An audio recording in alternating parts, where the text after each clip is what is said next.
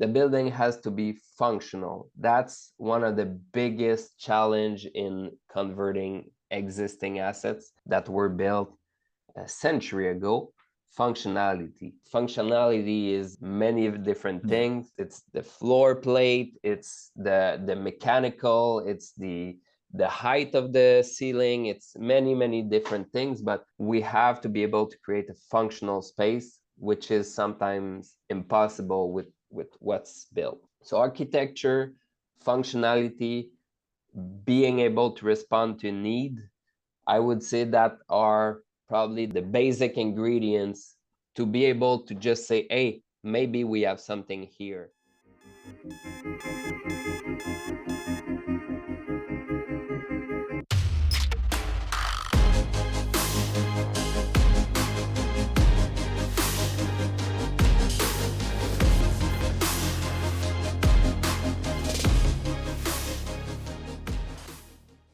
Hello, and welcome back to the Very Real Estate Effect podcast, a show dedicated to real estate investing right here in Quebec. And today, I am so honored and pleased to have a great guest. I've been actually waiting for this for several weeks to have him on. So I would like to welcome to the show Sébastien Gariépy from Groupe Inspire. Hi, Sebastien. Hey, Axel, how you doing? I'm doing well. As I said, I'm super excited to have you on today.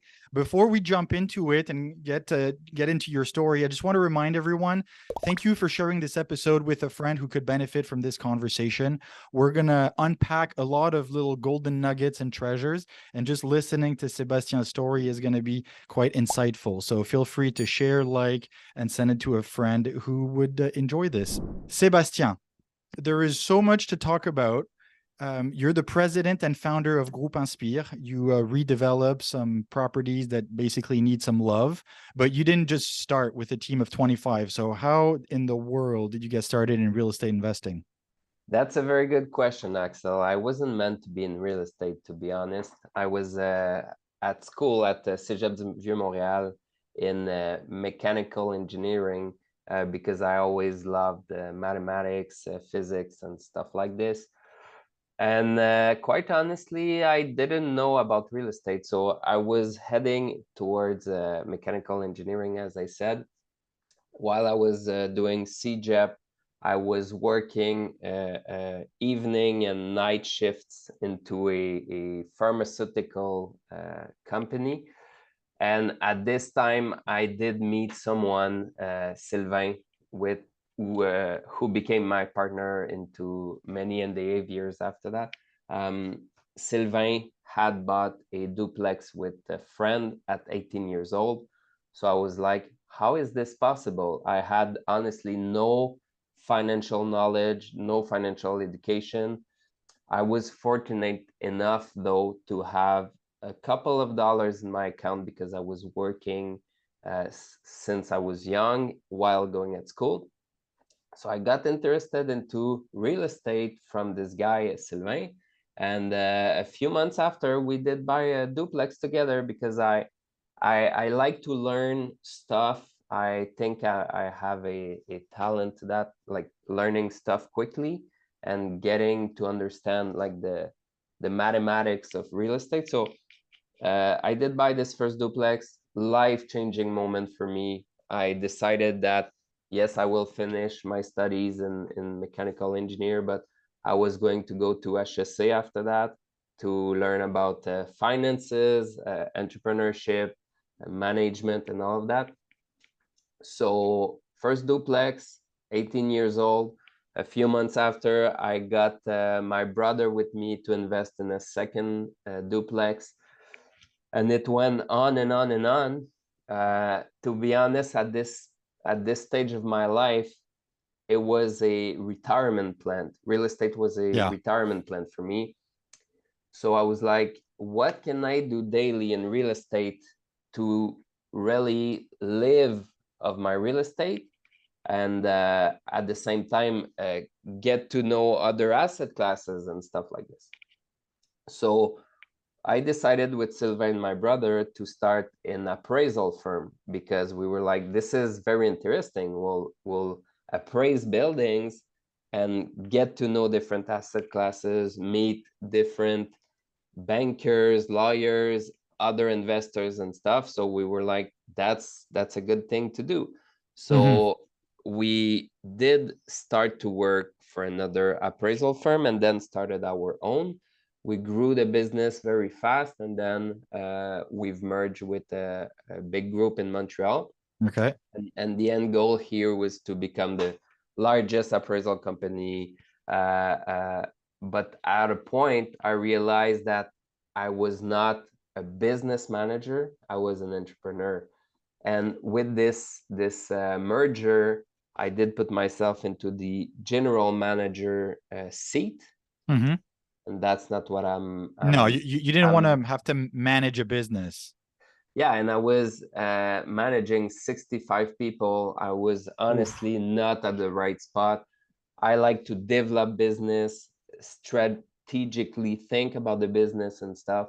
So I decided it wasn't for me anymore. So I decided to leave the real estate appraisal world and start back doing real estate project. Mm-hmm. And that's exactly when Groupe Inspire was born. The goal was to create inspiring spaces while redeveloping buildings. So yeah, that's it. Just so we have a time frame, around what year was it that you got out permanently of the appraisal business and founded Groupe Inspire? It's roughly 6 years ago, I would say. Okay. The thing is, while I was into the appraisal timeline of my life, I was still doing real estate projects on a smaller scale and way less projects that I do today, but I was still very active in the market. But yeah, around 6 years ago, I left appraisal and decided to start Groupe Inspire. Mm-hmm. And the goal was to uh, create value while giving second life to buildings, you know? Yeah. This is why I've been so excited to have this conversation today, because I relate a lot to the vision that you have of, we're not just creating buildings, we're creating a place where people live. They will make lifelong memories, and it needs to be inspiring. It needs to be invitant. It needs to be attractive, and it's a lot more than just saying, I'm just doing a 2-bedroom apartment. It's so much more than that. So already at the time when you founded Groupe Inspire, did you mentioned that you wanted to create some living spaces that were inspiring. Did you have already a very set plan of redevelopment? Did you consider also new construction? That's a very good question, Axel. My goal was always to redevelop existing assets for many reasons.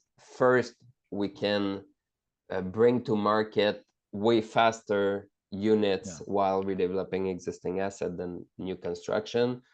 It's also greener because the carbon emissions of the intrinsic, I would say, carbon is very much more important when you build new than redevelop existing asset.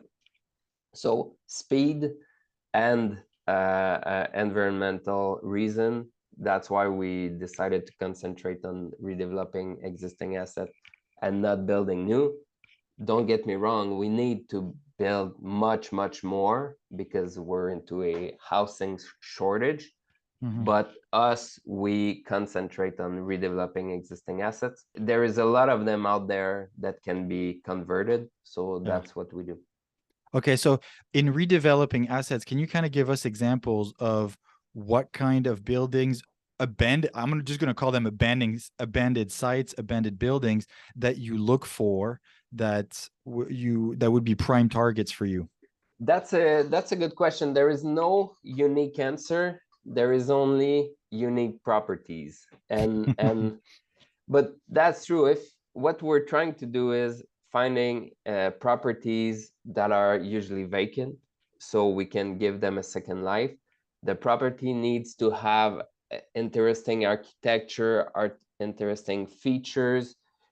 It usually comes with a richness of a story of the building, like the building went through different phases of its life, and there's a story to tell. And Yeah. that's what we're doing. We're taking an old building, we understand its past, we honor it while redeveloping it, and we then create new refreshing spaces that are also meant to respond to a need in our society. So affordability is one. As you know, we also have for example, a project in the agri-food business. Agri-food is a challenge right now. We need to have more autonomy here in Quebec. So we're working towards food autonomy. We'll work on education. We'll work on many different places where we need to bring solutions. So we use real estate as a solution towards problems in our society. Yeah. And a couple of weeks ago, I heard you talk about the project that Groupe Inspire did in Trois-Rivières, and I'd be happy that you could describe it a little bit, where you mentioned the agroalimentaire, the agro-food business, and how essentially, exactly as you said, you're using the real estate to give opportunities to some of those companies to develop, to expand, and to create kind of a business hub. So in a nutshell, can you describe that, how that project came about? Yeah, we had this opportunity to visit an old paper mill building in Trois-Rivières, right next to the river, to the Saint Laurent River. The site is just amazing. It's a 1.4 million square foot of land site, 360,000 square foot of building, abandoned for like 2+ years when we came and visited. It was amazing there. Like it was very, very compartmented. Like the old paper mill machine was still there. So it was creepy, but at the same time, there was a story in there. Like the architecture was unique. There was something. Mhm. And then we went to the economic development of Trois-Rivières. They welcomed us like we've never been welcome in any city. So we were like, okay, I think we got something here. So instead of telling them what we wanted to do, we asked them, what should we do? What do you need in your Yeah. city to help businesses thrive, you know? So they talked to us about agri-food. And I was like, that's interesting, but I know nothing about agri-food. So they made sure that I meet people that know agri-food businesses well.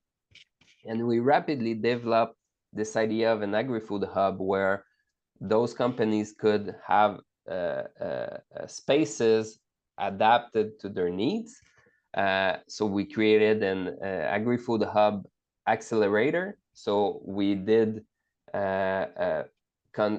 we did build those spaces, and then we asked ourselves, what are the challenges of those businesses, and we responded to that. With an ecosystem that will help them thrive. So they have a problem having first spaces adapted to their needs. So we built it. Then they're having problem finding suppliers for packaging. So we brought in solutions for their packaging. They're having problem for distribution and going to market. So we're creating a logistics center. Nice. And then they have a problem getting to the customer. So we're creating an agri-touristic hub.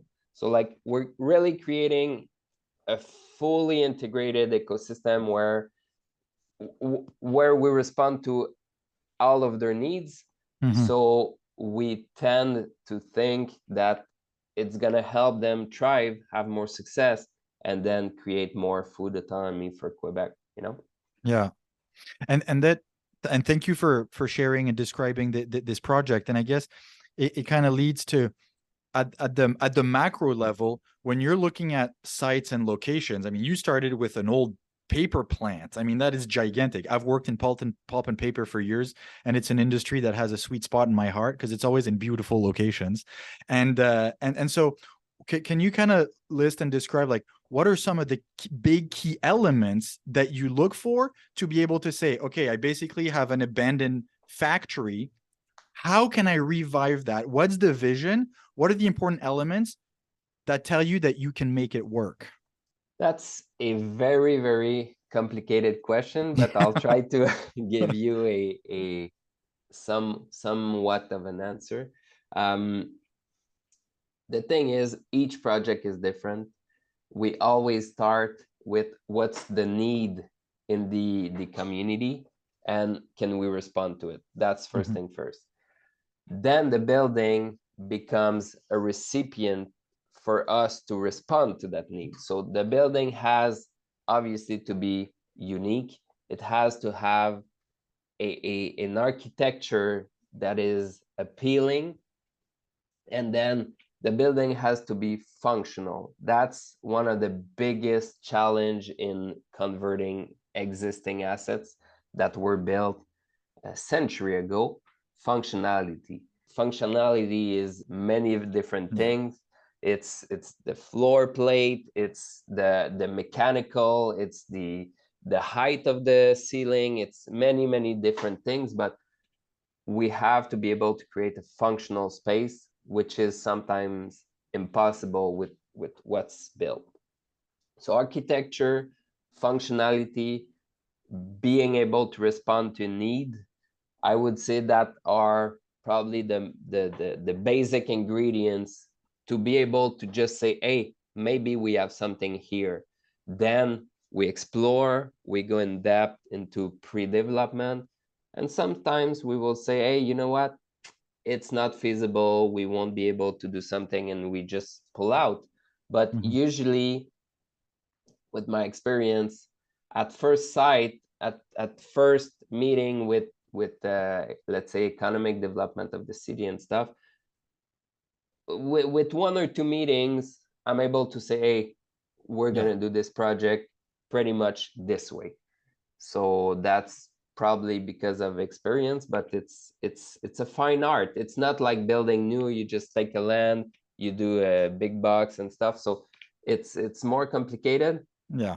But I love it, and I feel that we make a strong impact on those communities, and that's what drives me to do complicated projects. Yeah. And as you said, there are definitely more complicated projects. And as you were describing this, it made me think of, in Montreal, we have a huge manufacturing past. And some of those buildings that are kind of decrepit and in ruins are absolutely beautiful from an architecture point of view. Huge windows, big brick, big industrial zones, and almost full-on neighborhoods that have successfully been redeveloped into co-working spaces and office space. I'm thinking around the Chabanel area. You go over there, it's got nothing to do with what it was 40 years ago, and the importance of giving a second life. And I really I was going to say appreciate that you do this, because it impacts the city. And where I wanted to make a bridge is that you've kind of worked at it the opposite way, where, as you said, in Trois-Rivières, you went to go see the city and say, what do you want? Whereas usually developers, they come in, they look, and they say, that's what I'm going to do. And then they try to convince the city, which is a completely different process. Exactly. And that's probably one of our main key of success. Like, we start with the approval of the city before even starting, because we're responding to what they think should be responded, So that really helps. Up to now, we only got good ideas. We might get to some points where their ideas are not good, or we're just not the right player to answer those needs. But it's really a game changer, because when they're convinced of you doing the right thing, they open new doors, they find ways to make it happen, and it makes, honestly, a huge difference. And getting them on at the very start of the project is absolutely critical, just in speeding up the process. And as you said, they introduce you to whoever they want you to integrate, which speeds up the process. Yeah, and more than that, legally, it's our project, but in their mind, it's their project too, because they were there since the inception. They participated to developing the idea, the vision, the idea of the project. So, like, they're part of it. It's not just the developer's project, it's also their project. So that makes a huge difference, because when they talk to different people, it looks like it's also their project, Yeah. which is true, because they participated in the vision, like you said. Yeah. And then they take, just like everybody else who's been involved, they take pride and they take ownership to have been able to have enabled the city to get this new piece of property. As you said, it's not theirs, but it's still they're still a part of it. So a lot of what we discuss comes to vision. And I remember that when you had done your presentation, I was really attracted to that, and this is where I relate a lot to what you do now. Groupe Inspire wants to create inspiring spaces. It may seem very abstract when you're redesigning, let's say, a 24 unit apartment building, to be inspiring in practical terms. Like, what does that mean? I would like to add, Axel, that yes, inspiring, but also sustainable spaces. As you know, it's not going so well with our planet. Like, we have many challenges ahead with climate changes and stuff. So building inspiring places is very important for us, but also sustainable communities, because we feel like we have to make a difference now in order to have a planet in 50 years, you know? Yeah, for our kids. Exactly. So what we tend to do is, first thing, same thing that we've discussed with the industrial. We look at the neighborhood, we look at the needs in the area. Is it small apartments? Is it big apartments, student housing? What is it that would be needed? And then we develop this kind of project. And we usually tend to not truly, honestly, not reinventing the wheel, but getting inspired by who did well and pushing the boundaries. So we will probably amenitize a little bit more, or even a lot more than other small buildings of, let's say, 24 units, because we feel that will help create an environment in which the tenants will feel good. They will be like, their needs will be responded by those amenitized communities. So usually it's this and more. We create an identity in the project. So we will probably, like, every building is different. We might as well make a very colorful environment for one building. We could do something else for another one. So we create an identity, and people come in at night, I hope, and say, hey, that's me, that's where I live, it represents what I like. So it's identity, amenities, I would say, and then decarbonization. So like, we're very much trying to decarbonize all of our buildings. So we're tapping also into that piece of clients that are interested by that, or I would say, like, that feels like they also have to make a difference. So that would be kind of like the way that we're developing our projects. Okay. And just to make it clear, when you talk about decarbonization and being a lot more careful about the environmental impact, does that also guide how and what kind of renovations you do? Because sometimes Absolutely. I'm gonna be totally transparent. Like, sometimes it almost makes me sick when we say, "Oh, let's redo this bathroom," and we rip out an entire bathroom, toilet, shower, vanity, and stuff, and then 2 weeks later, there's all brand new, and you're like, it's almost the same. And the other one ended up in a landfill. So how do you manage the need for renovation versus minimizing that garbage, essentially? That's a very good question. I would say we're getting into a space where we need to do this, in my mind. So we're taking the time, and we're really working hard toward, like, sourcing used materials. Like, that looks weird, and probably 5 years ago I would say that, and people would say, oh, No way. No way he would do this, but yeah, we're doing it. Like Yeah. we're buying used materials. Sometimes it's cheaper, sometimes it's not, Yeah. but I feel that's the right thing to do. We cannot do this for everything, obviously, but it starts with that.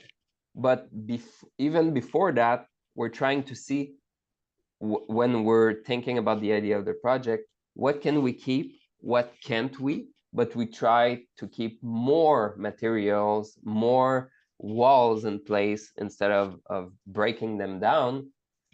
And if we have to do, we might as well reuse some pieces. We did it in Trois-Rivières, like we did have to move concrete blocks wall, but we took those concrete blocks and we've reused them to create other walls. No. It wasn't cheaper, but it No. was the right thing to do, No. So that's this towards materials.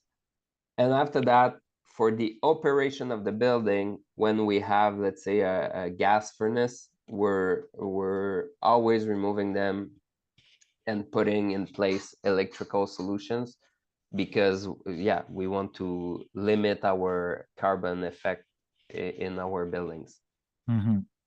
And then the fact that Groupe Inspire takes it so far and to be avant-gardiste, then it also attracts people. It attracts people who want to be part of your projects. It attracts people who want to live in those new dwellings, and also professionals who'd be interested in working with you. So I guess you've really been able to, complete the full loop in when you do it right, people will come.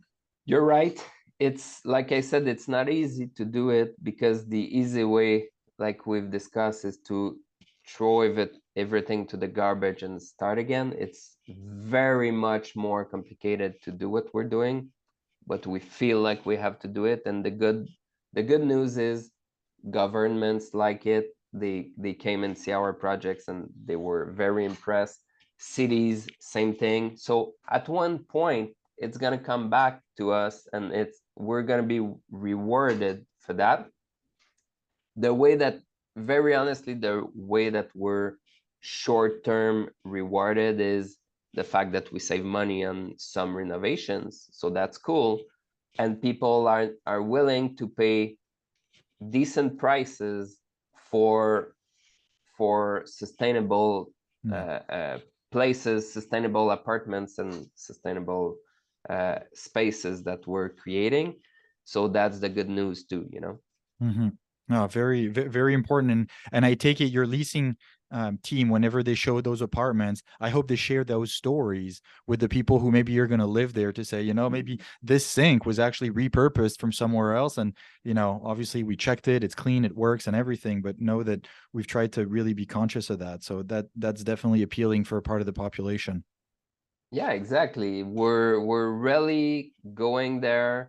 I mean, it's all over the place, climate changes and those things. So we're part of the solution, and we're not going back.